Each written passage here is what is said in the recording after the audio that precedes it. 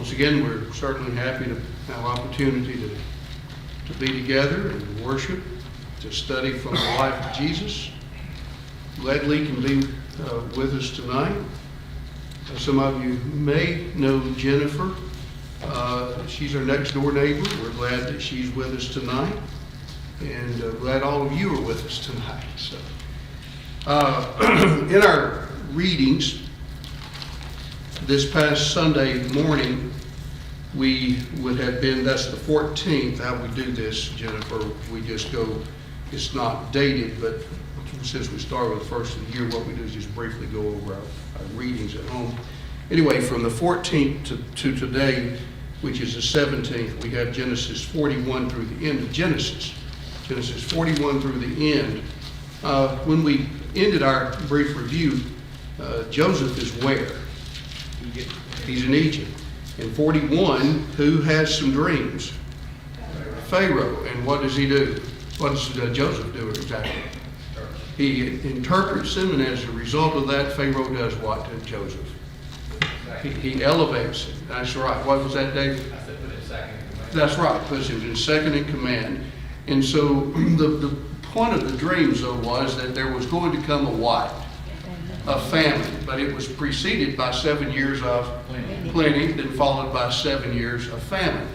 In the providence of God, this leads to the rest of the story, which is how Jacob's family has to do what, Lee? Leave and go down. Leave and come down into Egypt. So they leave Canaan. We already saw that it's almost as if Moses anticipates the need for everyone to see why the family of Jacob needed to exit Canaan. Chapter 34, we find Dinah. What happened to Dinah?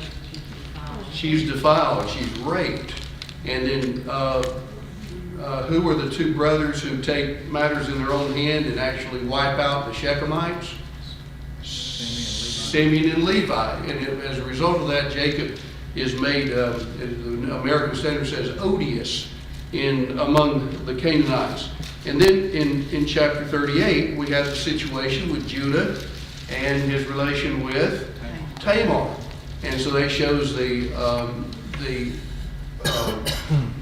prevalence of so-called sacred prostitution. It's basically pagan worship that involved prostitution. So you see the need to get out of there. So in 40, then in 39, we find Joseph is already down in 37 is when he's sold, and then 38 is when we have Judah and Tamar. In 39, he's lied about, put in prison. He interprets the butler and baker's dream in 40, Pharaoh's dream in 41, and then in 42 and following, there's a series of tests. What happens in 42? Due to the famine, what happens? Brothers were sent to Egypt. That's right. Brothers are sent down into Egypt. Does Joseph recognize them? Yes. Do they recognize Joseph? No. You know, he's been down there. By this time, he is 39 years old, and he was 17 when he left, so 22 years have come. And I'll guarantee you, if you haven't seen somebody in 22 years, and they were a teenager the last time you saw them, I have seen pictures of people that, a few pictures of people I graduated, I wouldn't know them from Adam's house cat. And they wouldn't know me. You do a lot of changing in those years. And then likely he took on the Egyptian language, Coptic possibly. And then as I mentioned to you before, I could see Jennifer over at Aldi probably and wouldn't recognize it as Jennifer because not looking for her. And when they're down there in Egypt getting grain, are they expecting Joseph is going to be with? No, they don't expect, so they're not looking for you. And that's the last thing. So all of that's coming on as we see in these chapters. So in 42, they go down, and what does Joseph do to try to test them? He puts what? Puts the money back in their bags. In 43, the famine keeps on, and what happens? They're sent, the brothers are what? Sent back. Sent back. And then who comes with them in this chapter? Benjamin comes on. And so in 44, Joseph makes this speech. Well, not yet. Joseph tests them even more by, when he sends them back, he puts a what in Benjamin's, a silver cup in Benjamin's sack. And he sends people out, and we would, the brothers said, well, we wouldn't do something like that. And then, so they find it in Benjamin's sack, just like Joseph had planted it there. And so who then makes this impassioned plea?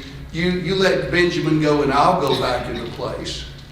Judah. And that's the end of 44. Well, they come back. And in 45, we have one of the most moving times, moving, and what I mean emotionally moving scenes that are in the Bible. In chapter 45, what does Joseph do? He reveals himself. And he, they are afraid of what's going to happen. And in verse 5 of chapter 45, it wasn't you who sent me, but God. Well, did they indeed send him down? He did. But the bigger purpose that was served was God in sparing their nation. And so he reveals himself. And then in 46, Jacob, when the brothers go back to tell Jacob about what's happened, does he believe them? No. When they first came and showed the coat of many colors to Joseph and said, obviously a wild beast has devoured him, he believed a lie. And then when they're telling him the truth, they what? They disbelieve. Yeah. So it shows our emotions are based on our belief. We can believe even a lie, and if we don't know better, our emotions can go from that. All right. So in 46, what happens? That's right. And then Jacob comes in chapter 47. With Joseph in power, the Egyptians begin to sell their what? Their property, their land. And then we have in chapter 47, the end of 47, Jacob's last days. And then he dies in 48. Well, I'm sorry, not yet. He's about ready to die. But before he does, in 48, what does he do? Blesses the sons of Joseph. By the way, remember the right of primogeniture, or the right of the firstborn, should have belonged to Reuben, Simeon, Levi, but it because he had defiled his father's bed, he went to Bilhah, had relations with her. Reuben, Simeon, Levi had the problem with the Shechemites. Judah had a special promise to him in Genesis 49, but actually the right of primogeniture passed all the way down to Joseph. And then he received that through the two sons, Ephraim and Manasseh. And so what we have there in 48, Joseph blesses them. Then in 49, we have Jacob's blessing of the 12 sons. And it's not just a blessing, but it's in the form of a what that would happen. A prophecy of what would happen.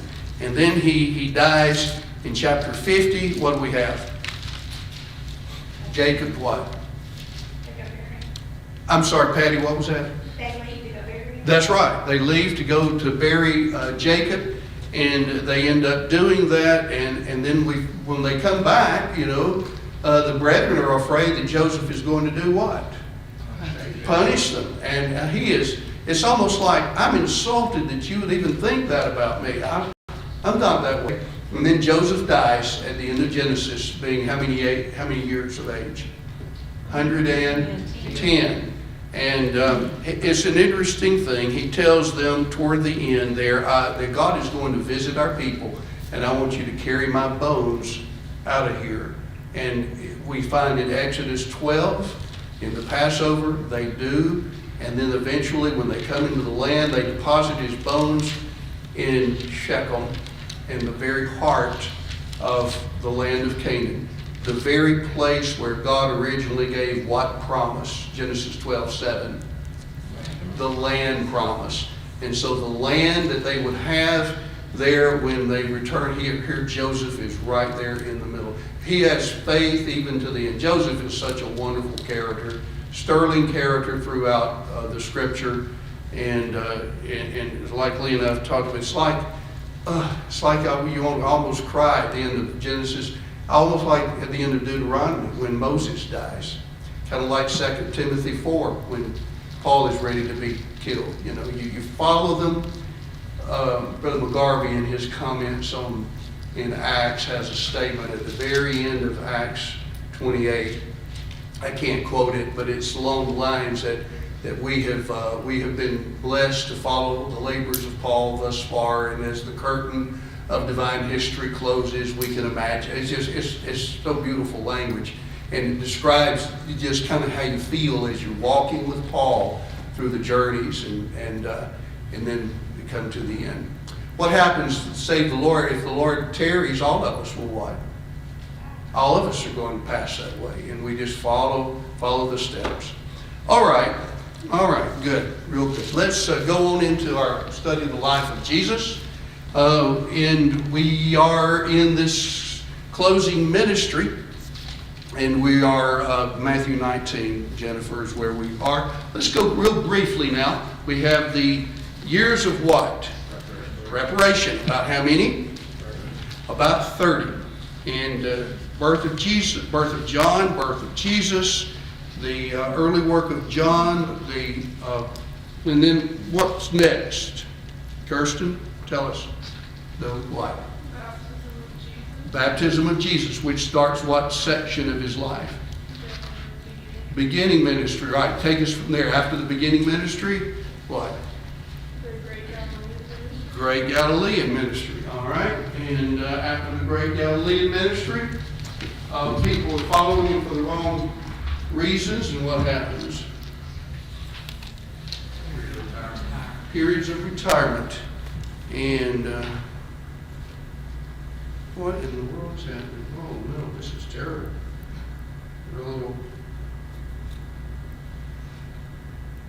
I like to keep my fingernails really short, and I can't. Well, let's do it by hand here. Okay, where were we? We're up in Galilee. He'll give me fixing. Yeah, yes, it is. I can't move that switch. Old age. Oh, you got fingernails. There you go. You've got fingernails that I don't have. Okay. All right. So here's where we were.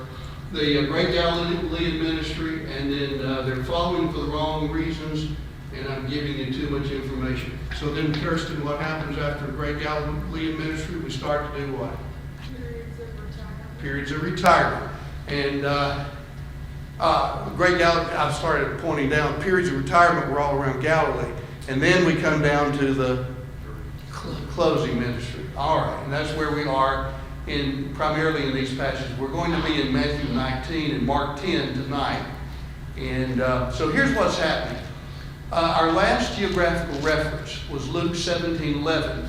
And what happens is, as they were on the way to Jerusalem, he was passing through along the borders of Samaria and Galilee. Samaria, here's Galilee. So somewhere in this area, this northern Samaria.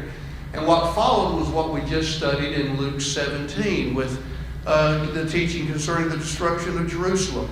And then in Luke 18, the unjust judge, and then the parable of the publican and the Pharisee go to the temple to pray. And so here we are. He's been here. And now Jesus travels back into Perea. Several events are covered, and we'll see here in Matthew 19 and part of 20, Mark 10, part of Mark 10, part of Luke, all of 18, and then on into part of 19 will occur in that area until he crosses the Jordan around Jericho for the final week. So he's here. He's going to go across into the area of Perea. Perea simply means beyond, as if you're living over here writing about things that occur across the Jordan. He's going to go into Perea. He's going to go southward, cross the Jordan in the end of Luke 19. He's going to go toward Jericho, which is just a few miles from Jerusalem. And there he's going to heal of blindness Bartimaeus. And then as he's passed there. Then after that, and then another person, he'll go into Jericho. And then that's when he has the interview with the wee little man, Zacchaeus. And then he comes on over to Jerusalem, and we have the final week. So that's about where we are. Now, traveling through Perea, which is where we just were talking, somewhere over in this area, we have Jesus teaching on divorce and remarriage. So let's open up our Bibles, if you don't already have it open, to Matthew 19, Mark 10, and then our page 47 in our booklet, page 47. So let's begin. David, why don't we read? Everybody can hear you in front of you. Read the first 12 verses of Matthew 19, and I may stop you in between. I'll tell you what, let me stop you before you get started. That reminds me of a fellow up in Athens, Alabama. He did a lot of things. Congregation wanted him to preach to them before the first Sunday. They fired him. And he died recently. Anyway, here's where we are. There's going to be a question asked, and then Jesus will answer it. Is it lawful to put away a wife for every cause? And he answers it.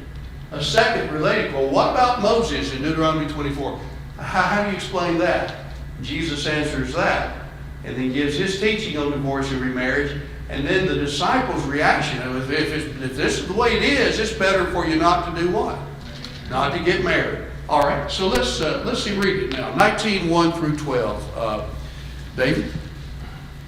Now it came to pass when Jesus had finished these sayings that he departed from Galilee and came to the region of Judea beyond the Jordan. And great multitudes followed him, and he healed them there. The Pharisees also came to him, testing him, and saying to him, Is it lawful for a man to divorce his wife for just any reason? And he answered and said to them, Have you not read that he who made them at the beginning made them male and female, and said, For this reason a man shall leave his father and mother and be joined to his wife, and the two shall become one flesh? So then they are no longer two, but one flesh. Therefore what God has joined together, let not man separate. They said to him, Why then did Moses command to give a certificate of divorce and to put her away? He said to them, Moses, because of the hardness of your heart, permitted you to divorce your wives, but from the beginning it was not so. And I say to you, whosoever divorces his wife, except for sexual immorality, and marries another, commits adultery. And whoever marries her who is divorced commits adultery. His disciples said to him, If such is the case of the man with his wife, it is better not to marry him. But he said to them, All cannot accept this saying, but only those to whom he has been given. For there are eunuchs who were born thus from their mother's womb, and there are eunuchs who were made eunuchs by men, and there are eunuchs who have made themselves eunuchs for the kingdom of heaven's sake. He who is able to accept it, let him accept it. All right, good. Okay, so let's back up. In verses 1 and 2, give that geographical note that we talked about just a little while ago. When he finished these words, he departed from Galilee, came to the borders of Judea beyond the Jordan, and multitudes followed him, and he healed them there. Now, in the next part, just like the Pharisees have been doing for some time, they're trying to entrap Jesus. And the Pharisees were trying him, verse 3 says, Is it lawful for a man to put away his wife for every cause? Some of you may have already read in times past a little bit on the background of the teaching of the Jews on Deuteronomy 24. Before we do that, though, let's keep our fingers there. Turn all the way back to Deuteronomy 24. Genesis, Exodus, Leviticus, Numbers, Deuteronomy. Deuteronomy 24. Now, this is a passage that comes up in Jesus. They want Jesus' comment on it. And if you're there, let me read it. When a man takes a wife and marrieth her, then it shall be, if she find no favor in his eyes, because he hath found some unseemly thing in her, that he shall write her a bill of divorcement and give it in her hand and send her out of his house. And when she is departed out of his house, she may go and be another man's wife. And if the latter, that's the second husband, hate her, and write her a bill of divorcement and give it in her hand and send her out of his house. Or if the latter husband die, who took her to be his wife, her former husband who sent her away may not take her again to be his wife. After that she is defiled. For that is abomination before Jehovah. And thou shalt not cause the land to sin, which Jehovah thy God gives thee for an inheritance. All right, the fellow is married. He just finds some unseemly thing, whatever it is, and so he decides, I don't any longer want to be married to her. So if that's the case, he's going to have to give her a bill or a writing of divorcement, send her away. If she goes away, well, she would go away, and then if she marries a second husband, and then either he dies or he divorces her, can she come back to the first husband? No. So really, and I've got this on the note, but it seems, and most historians would back this up, that the Jews were already divorcing almost at will, and that this legislation in the Mosaic Law was put to try to curb what already was a problem. And what it did was it protected women, rather than allowing polygamy and other things and just getting rid of them without any kind of legal certification. What it did was it allowed her to indicate that she was divorced from this first husband and could remarry. It also, because of that certification, disqualified them from what in a second time? Remarrying, we would say. And so it's like, here's a husband who has a hot head, and he said, I'm tired of you, get rid of you. Well, you better know, if he gets rid of her, he can never have her back. So the best word I can use was it was like legislation to curb, to slow down, to put the brakes on a process that was already going on. All right, now with that in mind, we come back to where we were a while ago. Likely, the Pharisees were trying to set Jesus in opposition against one of the two leading opinions among Jewish leaders. There were two major ideas in the first century, according to Josephus and others. This school of Hillel taught that a man could divorce his wife for any reason, any slight offense, based on that passage we just read. If she find no favor in his eyes, then he may write her a bill of divorcement, give it in her hand, send her out of his house. If he just, is tired of being, or as some say, if she burned the biscuits or something like that, he's tired of it. The opposing thought from the school of Shammai allowed divorce only for adultery, basing its belief on the same scripture, because he found some unseemly thing in her. And then they interpreted the unseemly thing as to be the sin of adultery. I believe they were wrong about that, because you did not divorce a woman for the sin of adultery. What happened? She was stoned. She was stoned, and the one with whom she committed adultery. It was not a matter you divorced her. No, she was killed. So I think that is a mistaken view of that. But if Jesus answered their question with a no, that is it lawful to put away your wife for every cause? And he said, absolutely not. Then he opposed the school of Hillel. And if he answered, yes, you can divorce your wife for any cause, he opposed the school of Shammai. Likely, they knew his teaching and weren't interested in knowing the truth, but mounting more hostility toward it. And Jesus then turns his answer to God's original intent that he had from the beginning. So it plainly says they were trying him, testing him. So they weren't interested in the truth. And either way, Jesus answered, yes, it's lawful. No, it's not lawful. It would stir up the hostility of another group before him. All right. So that's part of that. Now it's interesting. I'm going to come back to my brief outline here. The verses 3 through 6 really are, there's the first it's the first question and Jesus' answer. The question is it lawful for a man to put away his wife for every cause?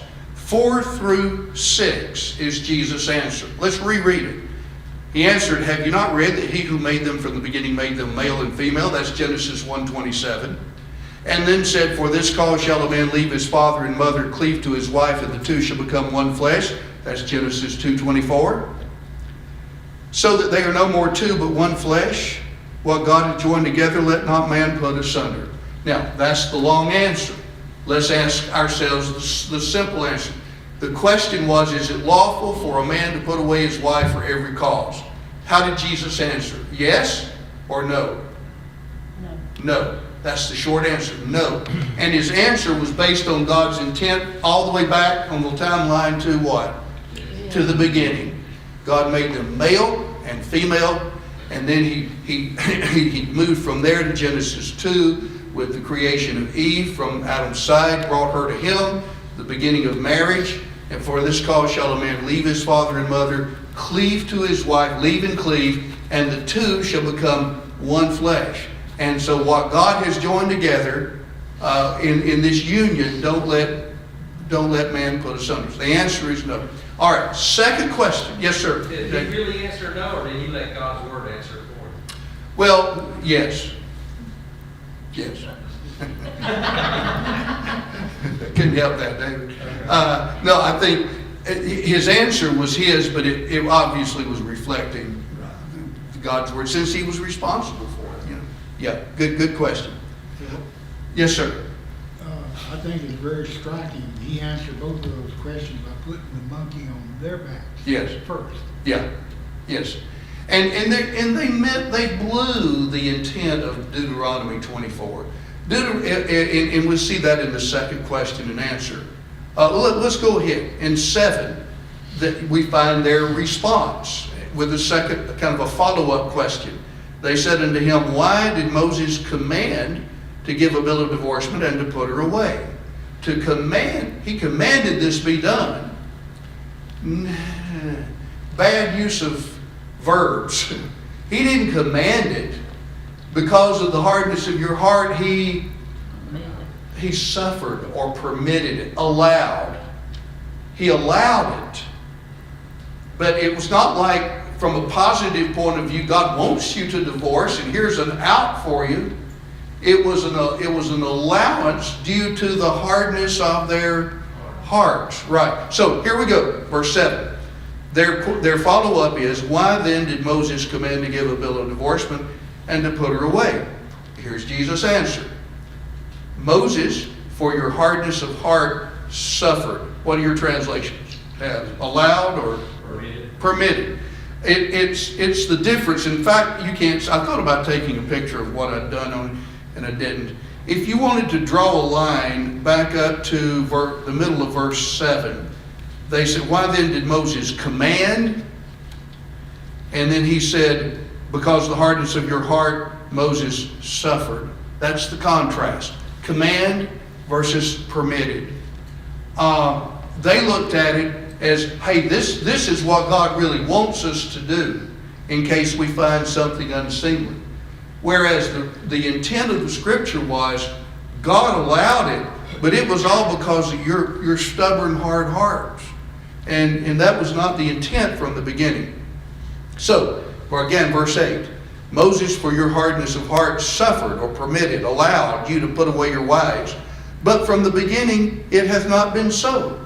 All right, had he just gone back to the beginning in the first question? Yes. The beginning, the creation, God's intent was, what God hath joined together, let not man put asunder. That is God's intent. Don't divorce. That's the idea. But, he says in verse 8, but from the beginning hath not been so. And I, verse 9, and I say unto you, whosoever shall put away his wife, except for fornication, and shall marry another, commits adultery. And he that marries her when she is put away commits adultery. So he does give an allowance to divorce and remarry. What is it? Adultery on the part of the spouse. And so if the spouse is guilty of fornication, or as some of the newer translations say, sexual immorality, illicit sex, we would say, if a spouse is guilty of that, the innocent spouse can divorce that guilty spouse for that cause divorce him for fornication, and can do what following that? Can remarry, and it's not adultery. But whoever marries a put away person, one who's been put away, commits what? Adultery, right. Okay, so It's like in the old, when the woman or man got into adultery, they were put to death. yes, It's the same thing. If you commit adultery, then you're dead.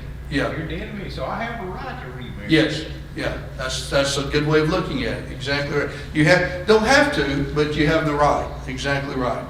All right, well, and then the response was, in 10, if this is the way the disciples now, not the Pharisees, the disciples say, if this is the case of the man with his wife, it's what? It's best not to marry. And he says, not all men can receive this saying, but they to whom it's given. He gives 3 exceptions to the rule. They're all categorized by the word eunuch, castrated male. A castrated male has no desire to marry, have relations. True or false? That'd be true. And so here's what he says is, if this is the way it is, then it's better not to marry. And he says, well, I'll tell you, this teaching I just gave applies to everybody except those who don't marry. It doesn't apply to them, but it applies to everybody else who has a desire. And then the 3 categories of eunuchs. Not all men can receive this saying, verse 11 says, but they to whom it's given. Then there are eunuchs that were born that way, so born from their mother's womb. Eunuchs that were made eunuchs by men. Eunuchs that made themselves eunuchs for the kingdom of heaven's sake. He that is able to receive it, let him receive it. The first category, those who were born eunuchs, we might use the word congenital. And I think you and I probably have known some people like that due to whatever physical problems. They just had no desire to have sexual relations, no desire to marry. So this teaching doesn't apply to them. Second category would be eunuchs that are made so by men. We might call those surgical eunuchs. Who in the Old Testament would be like those people? Can you think of some prime examples that were Daniel's? Any of those young men. Those young men who had been over in Babylon, Shadrach, Meshach, Abednego, oftentimes were made such because they were around the king's harem and all that, or some surgical difficulty. The third kind, eunuchs that were made such for the what? The kingdom of heaven's sake. The NIV and some of the newer translations will translate that those who forego marriage for the kingdom of heaven's sake. That's a poor translation. The word eunuch does not mean forego marriage, but it's what the intent is. Someone who, like Paul and Barnabas, who could marry, but in order to give more time to not have family obligations, they forewent marriage. And so for those 3 categories, it wouldn't apply. It would apply to everybody else. I think there's some lessons and implications on all this. And of course we have some of them. Jesus obviously believed, since he was a part of the writing of it, and the doing of it, the literal creation account of Genesis 1 and 2. Seriously, in Mark 10, he mentions in the beginning of the creation. It wasn't eons or thousands of years, but the 6 days of creation, at the beginning of creation, Mark 10. He believed in that. He believed that God made them male and female, Genesis 1:27. And then the marriage of Adam and Eve in Genesis 2 becomes a pattern to be followed from then on. In Genesis 2, for this cause shall a man leave his father and mother, cleave unto his wife, and the two shall become one flesh. Did Adam and Eve have a mother and father to leave? No. And so obviously the point is, as what God has done with Adam and Eve should be the pattern to be followed from then on. When an eligible couple marries, they have been joined together by God. What God has joined together, let not man put asunder. It's a divine relation when scriptural. That is, when you have 2 eligible partners to be married. And then again, Deuteronomy 24 we referred to was not given to encourage easy divorce, which is what they wanted it to be, but to protect women by stipulating certain conditions that were to be met, which allowed divorce, the writing of divorcement and so on, the certificate. It was given to curb divorces that were already occurring. Thus the Pharisees misused the intent of Deuteronomy 24. And then in Matthew 19:9, whosoever shall put away his wife except for fornication and marries another commits adultery. Except for fornication. Fornication is the only reason then that an innocent party, innocent of fornication, can divorce his or her guilty spouse and remarry without committing adultery. All right. May have comments, questions. We probably can get through that in our questions here. Let's see. We got about 6, 7 minutes. Let's see how far we can go on our questions, page 47, and we'll probably open that up. Number 1, is there any evidence that Jesus is attempting to hide himself from the multitudes? No. They're coming to him and he's healing them and speaking to them. 3 through 9 may be easily understood if we consider the questions. We've already mentioned that. What do they ask first? Is it what? Lawful to put away your wife for every or any cause? In one word, yes or no, did Jesus answer the first question? Yes. And if he did, what was his answer? Yes or no? It was no. And where did he go for proof? To the beginning. Great, Janet. Genesis 1:27. From what is said in verse 6, is it possible to put asunder what God has joined together? Yes or no? It is, because Jesus said, in essence, don't do it, which implies you can do it. Yeah. You can do it, but it'd be wrong if you do. Jesus said, don't do it. Did Moses actually command husbands to divorce their wives? No. Explain verse 7 then in the light of Jesus' answer in verse 8. Well, the Pharisees looked at that as something commanded, where Jesus said it was given because of what? The hardness of your heart, and God allowed it. God allowed what was not his original intent, right? Is that a true statement? He allowed what he really did not want. Yes. In Malachi 2, that's not on your notes, but in Malachi 2, there is a statement that Malachi makes about what the Jews were doing at that time. Divorce easily, divorce often. God hates divorce. When someone divorces, can you ever say someone never sins in a divorce? Or is there always a sin connected when someone divorces? Yes. Always a sin when someone divorces. Now, you might be the innocent party. And if you are, and someone divorces you, who's the sinner? The person who's doing it. Or if I've committed adultery, then I'm guilty. I'm still sinned, and a partner who is innocent could divorce me. But there is absolutely no time when in a divorce someone has not sinned. Keep that in mind, because I think sometimes people don't think about it that way. All right, number 8, next page. What's the significance of Jesus' words, "And I say to you," considering what follows and what precedes in verse 8? In other words, was Jesus only updating the Jewish law, or is his word different from the Mosaic law? It's different. It is different. Could they actually divorce if they found something they didn't like in a wife? Could they? Yes, they could. They could. And God's intent was that not happen, and they had to give a writing, a certificate, and all that. But they could actually do it. In the New Covenant, under Jesus' teaching, if a person does it for any reason and remarries, he commits adultery. Yeah. Okay. Excuse me. Please read Mark 10 and Luke 16:18. Both of these passages omit the exception clause of Matthew 19, except for fornication.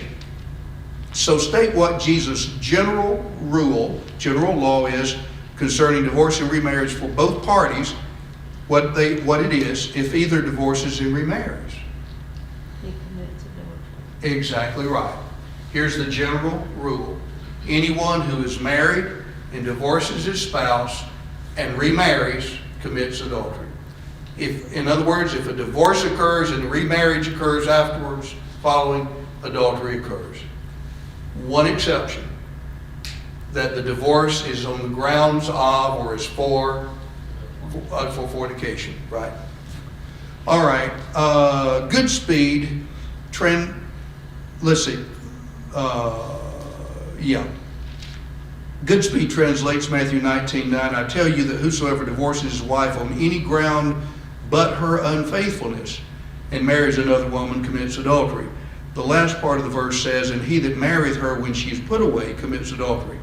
What four possible situations could arise in which one could find himself or herself in divorce if divorce and remarriage occur? All right, you've got, first of all, you've got the one who is putting the other party away. Tell me what those two options are then. You put away, what is it? A person can put away his spouse for fornication and remarry, and it's okay on his part. He can put away his spouse second for a cause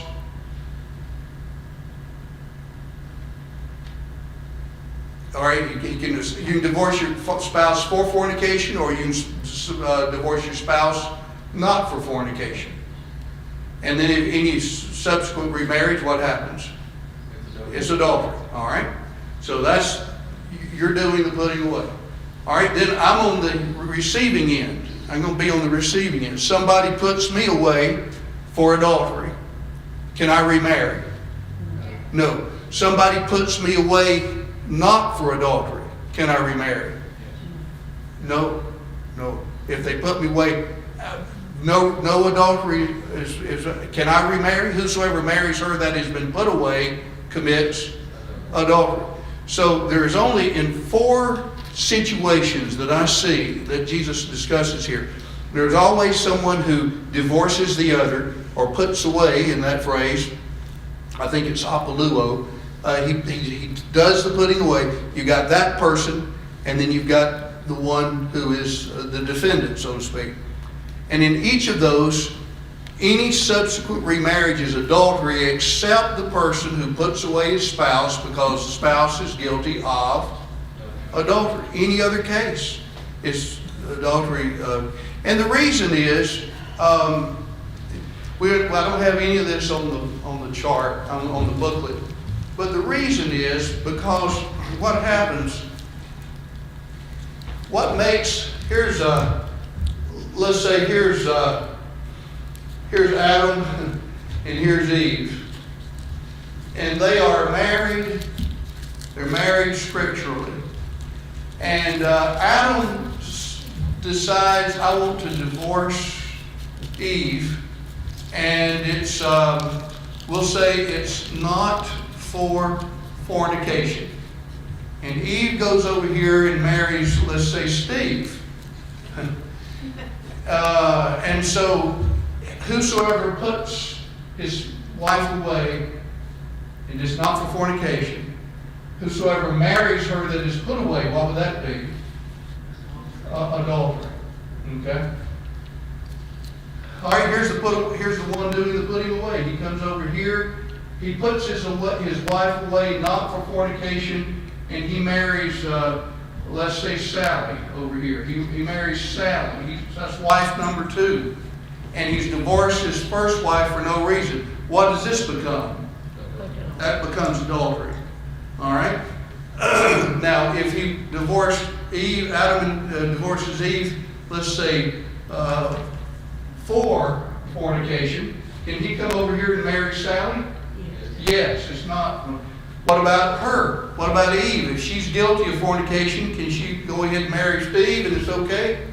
No, it's adultery there. So the only case is when an innocent spouse puts away the guilty because of adultery, and the innocent can remarry another person, and it's not adultery. Does that make sense to everybody?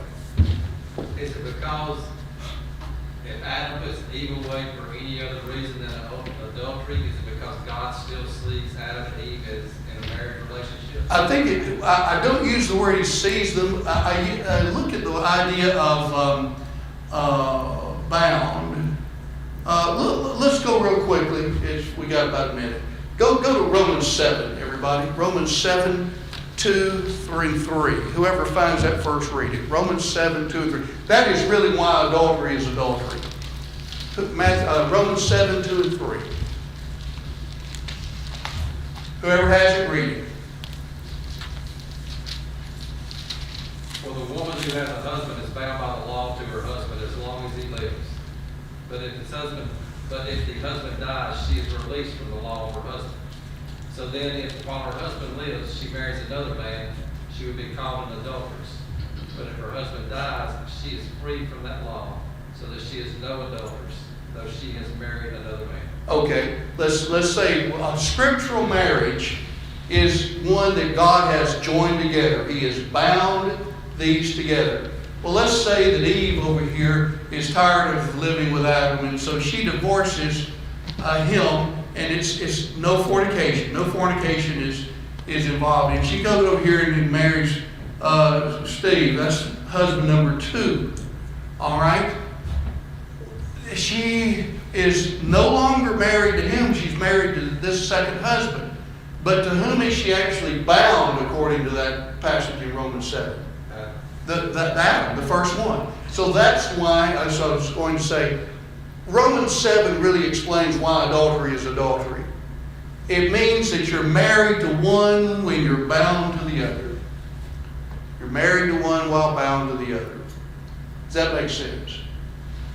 That's best I can simply explain that on why adultery is adultery. So in the, back in Deuteronomy, when they gave them a certificate of divorce, Yeah. was that considered adultery? No, it wasn't.